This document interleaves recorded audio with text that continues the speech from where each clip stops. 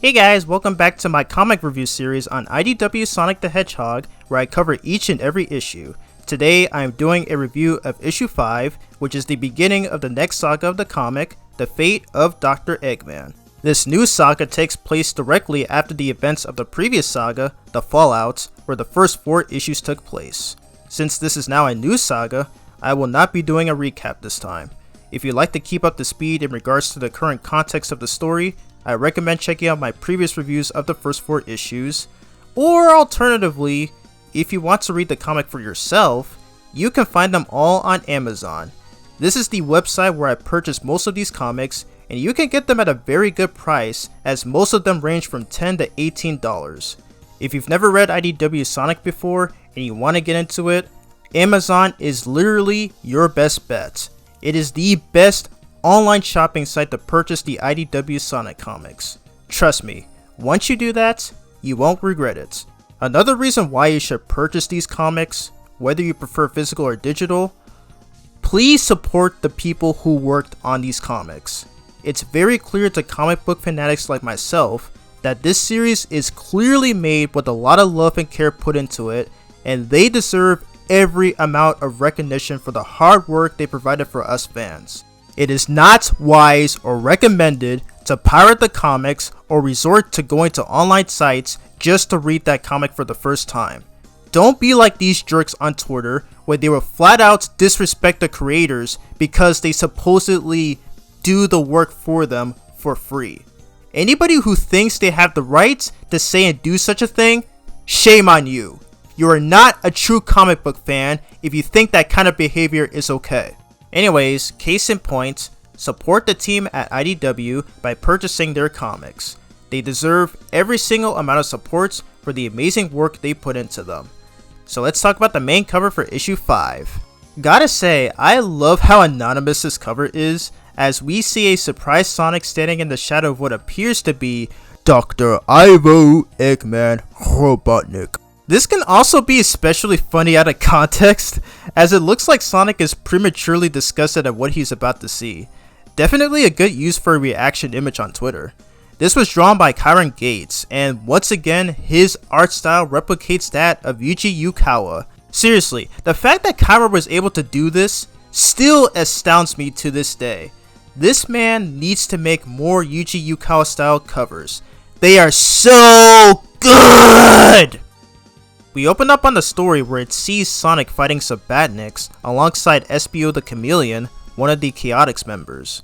The Batniks they are fighting are groups of 4 Antons from Sonic CD and 3 Hoverbys from Knuckles Chaotix, and each of them are approaching in different directions. Espio says that the Batniks have them surrounded, but Sonic casually states that they have handled tough stuff like this before, and they must, quote unquote, get into the swing of things.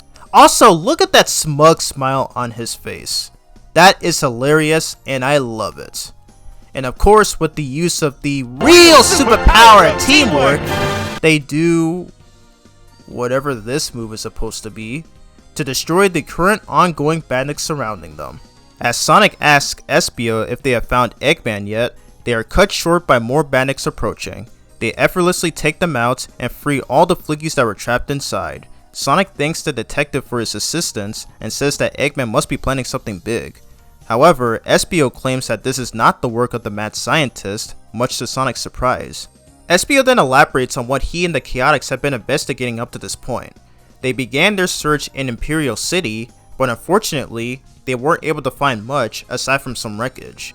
They later found his last known lab, which happens to be the same one from the opening cutscene of Sonic Forces, where they run into Orbot and Cubot, who even they, despite being openly cooperative, are unaware of Eggman's whereabouts. The computer in said lab that Espio is viewing displays no escape plan or any sort of personal traffic, which seemed like Eggman must have determined to win the last fight. The Chaotix crew looked around other Eggman bases, only to run into some familiar enemies. The backstory ends as Espio and Sonic are riding down the gondola, as Sonic questions why they called him in if they haven't tracked Eggman yet, and Espio replies that they kind of did. They have received an anonymous tip that had led them to a village where Espio will take Sonic to. Sonic replies that he should have skipped to the Eggman parts, but Espio remarks that he wanted to make sure the Blue Bear understands the situation. Yeah, Sonic, let's not get too judgmental just yet. Anyways, afterwards, he heads out to the village with SBO following. Sonic eventually makes it to the village where, much to his surprise, is completely fine. He is greeted by Charmy B, another member of the Chaotix, along with some kids who are following him. Sonic reminds the young detective about the big guy that they found, and the latter goes to get him. And literally one panel later, we see a rather unusually looking Eggman who is now wearing a handyman outfit and with slippers for some reason. Yeah, I'm not even gonna ask. Oh, hey Vector. Didn't see you there. So this new Eggman, or otherwise known as Mr. Tinker, greets Sonic with a simple handshake, but Sonic does not buy this nonsense of an act. My man basically said, "It's a deal! Shake! Don't touch me." Mr. Tinker, however, claims that he does not remember anything at all, except how to build stuff as stated by Charmy. Sonic gives Mr. Tinker a little interrogation about all their past battles, but Mr. Tinker has no recollection of those either. Also, this parabola line got me laughing for a minute. I don't know why I find that so funny. Vector steps in and informs the fat man that this is just a case of a mistaken identity and tells him to get back to work. As he leaves, they begin to have a small discourse regarding Eggman's current state. SBO says that they basically found Eggman, but as a strangely, completely different person. And Sonic still wonders if it's just another cheap trick Eggman might be pulling, considering all the evil actions he had done in the past. According to Vector, they had interrogated and looked onto Eggman's current motives, and confirmed that his amnesia is literally legit. Sonic points out that Eggman could potentially try to commit a very extremely dangerous scheme, as in the past, he created a deadly egg contraption back on the egg carrier, shot at the full moon and blew it in half, used an ancient supernatural creature to tamper with time and space, and blast the entire Earth into 7 different pieces. As of now, with this apparent memory loss Eggman has sustained, the Chaotix are unsure what to do with him, questioning if it's ethical to punish someone for the horrid actions that were perpetrated, which they don't even remember a single bit of. At this moment, an old obese goat with a cane named Elder Scruffy, who is the head of the village, walks in and chimes in on the conversation and informs Sonic about why this new amnesiac Eggman is here and why he has no evil intentions as of late. At some point after the battle with the heroes, Eggman somehow teleported to this village with no warning, and the villagers had locked him up immediately. However, on the next day, he was able to free himself from his cell just to make his own, or reinforce it for that matter. Similar to what the Chaotix have tried to do, they too have questioned and tested him for a couple of days, but to no avail, as Eggman has not once showed any signs of his evil ways or aggressive behavior. Eventually, after taking into consideration that he was not fully himself, but as an entirely different person, they took him and nursed his injuries.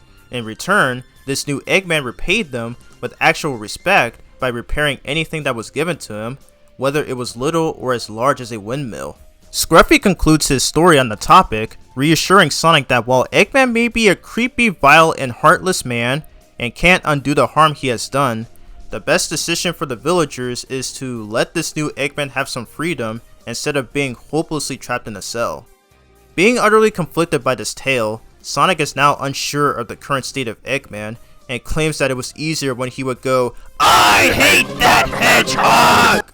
Vector suggests that they could stay and keep eyes on him, but before Sonic could think of another solution to figure something out, surprise surprise, a villager is seen running about, warning everyone about the badniks coming in the south. We get another meme moment of Sonic giving Scruffy a glare. Bro, the way these kinds of expressions are drawn will never not be humorous. Like, this literally has no business being this priceless. Like, seriously, how the heck is this not a meme yet? It's such a crime that it's not. Anyways, Sonic has the Chaotix handle the badniks while he deals with Eggman. As he reaches the house where Eggman is in, he instead finds a frightened Eggman building barricades for the children to protect them. He then tells the Blue Blur if he can help defend the village due to the fact that he is ashamedly afraid to fight. Realizing that this might not have been a ruse, at least so far, Sonic lets Eggman, Mr. Tinker, know that he and the Chaotix will get the job done. Afterwards, we get 3 pages of a fight scene of Sonic and the Chaotix taking out the Hoverbys and Antons, though not as epic as in the first 4 issues, as these badniks don't seem to be as tough as the previous ones. But there is one super intriguing thing about this that I never noticed until rereading it for this video. Charmy spots the same camera-equipped flapper that has been discreetly spying on Sonic in the first 3 issues, and he chases and easily dispatches the bots, which utterly shocks the mysterious figure who wonders if his forces have come onto the settlement by chance, or if they haven't figured out by this point. Charmy actually did something good for once, and people really need to stop taking it for granted. As the heroes clear up all the remaining badniks, Vector claims that it was a puny rescue force, but Sonic reassures him that Eggman was too afraid of his own robots, and Charmy basically giving Vector a "I told you so" moment.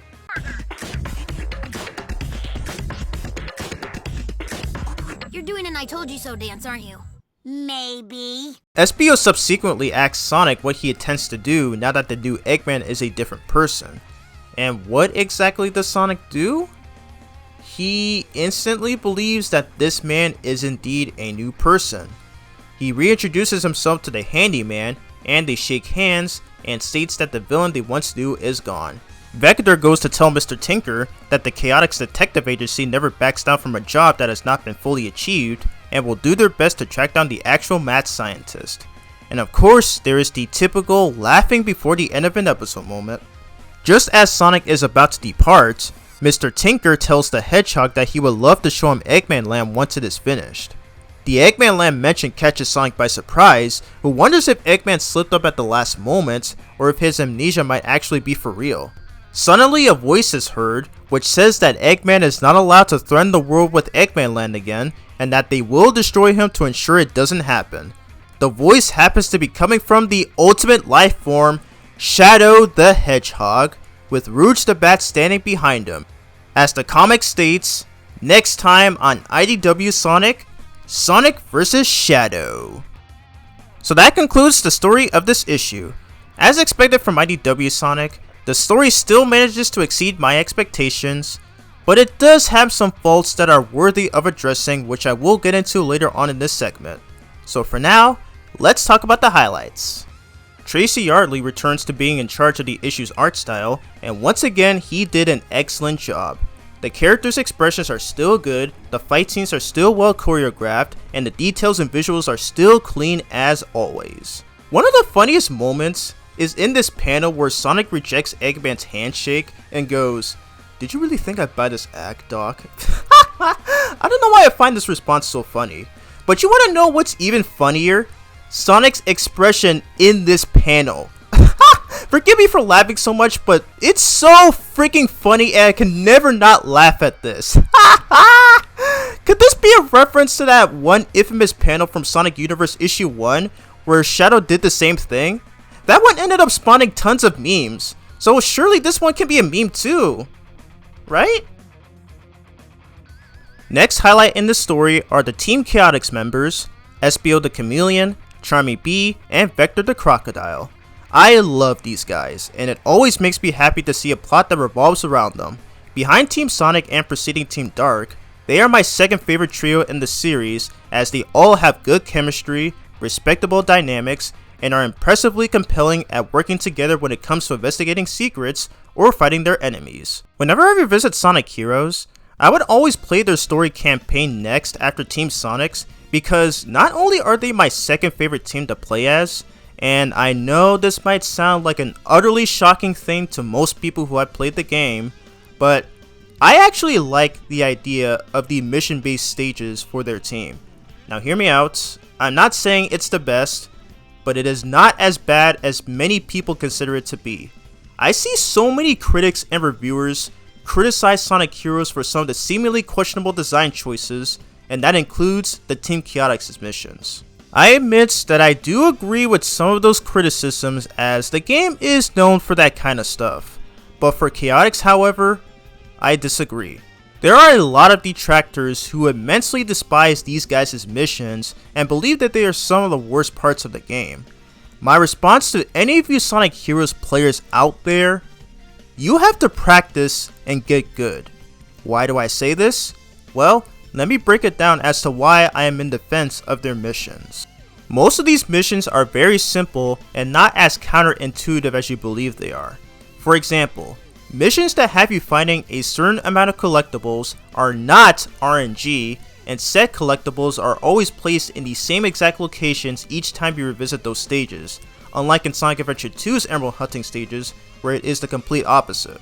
And for the harder missions like Grand Metropolis and Mystic Mansion, which most players consider to be the worst one in the game, not even those are as terrible as they sound. If you are able to memorize the layout of the stages and the placements of the collectibles, you will find that these missions are actually really easy and not stress-inducing. I'll admit that when I first played the game when I was younger, I struggled with these missions too. But over time and over the years later, when I started to memorize the layout and the required collectibles, I am to this day able to clear these missions no problem. You are more than diligent enough to easily complete these missions with minimal frustration if you actually took the time to get used to the exploration aspect the game wants you to do, as you are taxed to find collectibles in order to progress. That's why I don't view it as a bad design choice, but a feasible alternative for beating a level rather than going from point A to point B. I can understand why people would not like the Chaotix missions, and that's completely fine. The only time I can agree with this subject is if you're talking about some of the extra missions which are required to 100% the game. Okay, did I just spend 3 whole minutes talking about Sonic Heroes in this video? Jeez, what is wrong with me? I am so sorry. Not. As I said earlier, the Chaotix make their first appearance in this series. It's pretty common at this point, as the stories we've been getting up to at this point always have a secondary or side character teaming up with Sonic to deal with badniks. Their role in this series is pretty much the same as what you'd expect. Charmy being the cutest and funniest one, Espio being the skilled ninja when it comes to stealth and seriousness, and Vector being the competent leader of the group who happens to be a very skilled and experienced detective. I'll go over all of these guys individually. Starting with Charmy, I kinda think he's a very underappreciated character, and he often gets an unnecessary amount of hate, and to this day, I just never understood it. Yes, he's annoying and dumb sometimes, but not to the point where he becomes cringe-inducing. He has good moments, and that is especially displayed throughout this comic. In this issue, he spots and destroys a camera-equipped flapper that has been observing Sonic's progress at this point, which marks the first instance of the mysterious figure's plan being foiled. The Sonic News Network wiki even mentions that Charmy is a tracker, which makes sense since he is an insect after all, and it definitely describes this moment. But case in point, I love Charmy.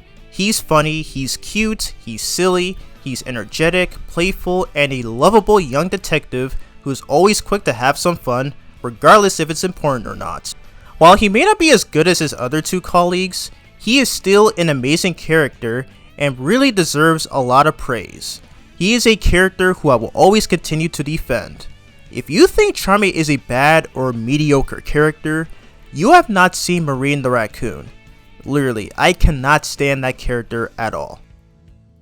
Next, let's talk about Espio. Espio is another underrated character in this series who happens to be one of my favorites. While he's not as popular as other characters like Blaze, Rouge, Cream, or even his older colleague Vector, he is still well known for his unique, stoic, and badass personality. Out of all the Chaotix members, he is the most mature and serious one. One of my favorite aspects about him is his ninja-esque abilities, as throughout this issue, he uses kunais to attack the enemies, as well as utilizing them as a rope, which I think could be a reference to that one Sonic Generations mission in Seaside Hill, if you play as Classic Sonic. That one is actually one of my favorite missions in that game. Sure, you can argue it's basically akin to Spider-Man's web swing abilities, but I still think it's cool nonetheless. And of course, the best thing about his usage of his abilities is camouflage, in which he uses to become invisible. Back when I played Sonic Heroes as a child, I always loved using this move. It's such a cool way to get past enemies without getting spotted by them. I also love that the game had 2 missions that revolved around stealth, so you can literally take advantage of this ability. Unfortunately, we only see him do it once in this issue, but in future issues, he will definitely put it to good use. I'm so glad to see that the Sonic community shares the same opinions about Espio being such a cool character. Much like Charmy, he too is also underappreciated and deserves a lot more recognition than he already receives. And now for the main boss man of the group, Vector. Vector is a super amazing character and he is in my top 5 favorite Sonic characters of all time. This man is always such a joy to watch as he is very cool, a badass, very competent, and impressively intelligent as a detective, but also really hilarious at times. Vector is a fantastic detective who's very skilled and experienced. While we don't really see much of it in this issue, we do get to see his detective skills be put to good use in the future. It's kind of a shame that he didn't really do much here, aside from giving us an explanation about Eggman's apparent amnesia, as well as fight some Batniks. I'll save my complete thoughts about him for the next review video, as there is at least one major flaw that doesn't make his high detective skills perfect.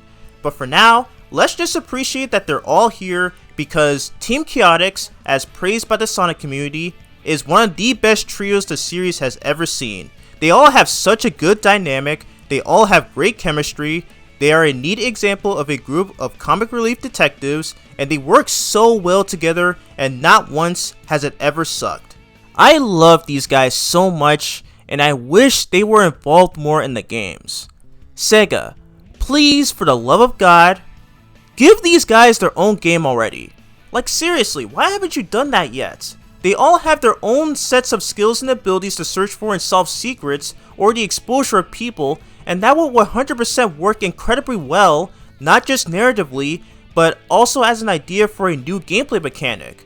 But alas, I know that's not going to happen anytime soon, knowing Sega's dumb decisions they have made in the past, and especially those darn mandates. But hey, a guy could dream. Next highlight is Dr. Eggman, or as he's now known as, Mr. Tinker. So, I already mentioned back in the issue 1 review that this series takes place after Sonic Forces, and we have yet another reason on why that is the case. After Sonic defeats Eggman at Forces, we didn't really see what happened to Eggman after the machine exploded, so it was unclear whether or not he was still trapped in null space. IDW actually addresses this, although they do not mention Infinite. The reason Infinite is never mentioned, or at all in this comic, is because, according to Sega, he is off limits. And when Ian Flynn was asked about this, not even he knows the full exact reason as to why the character cannot be used in the comic. First one comes from Tickle Buddy. Hello. Do you happen to have any plans for Infinite in the IDW comics?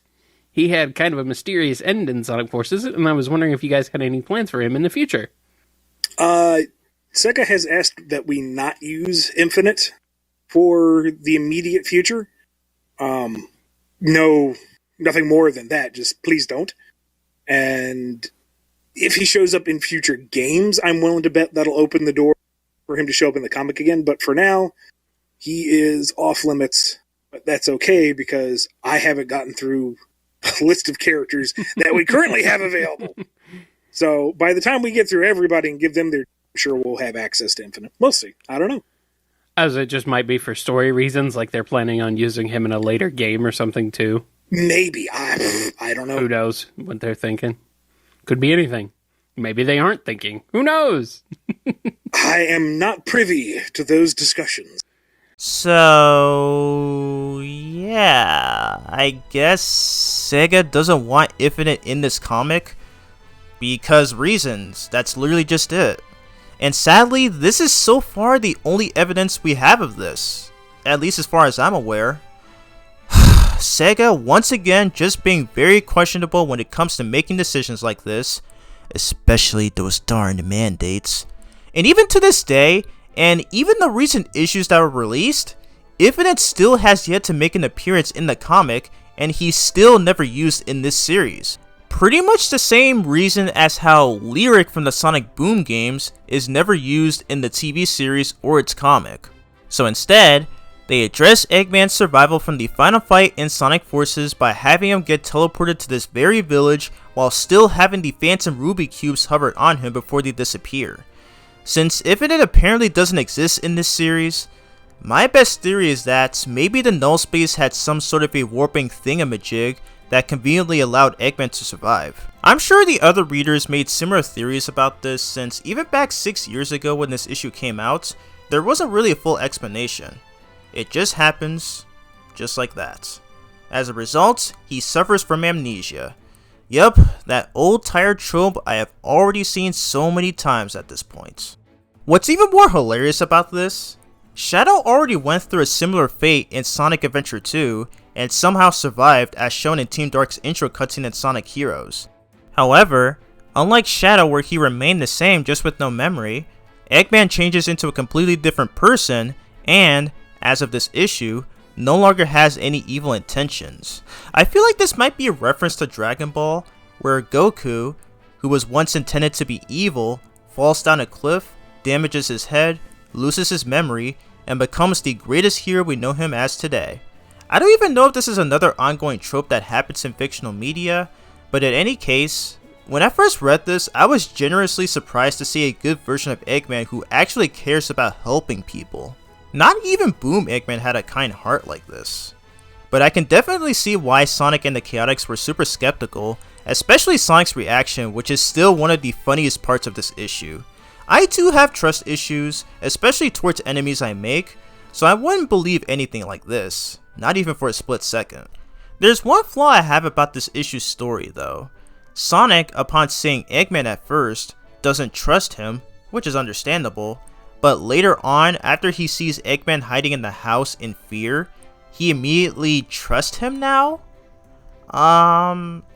Sonic, I'm not so sure it's wise to jump to conclusions yet.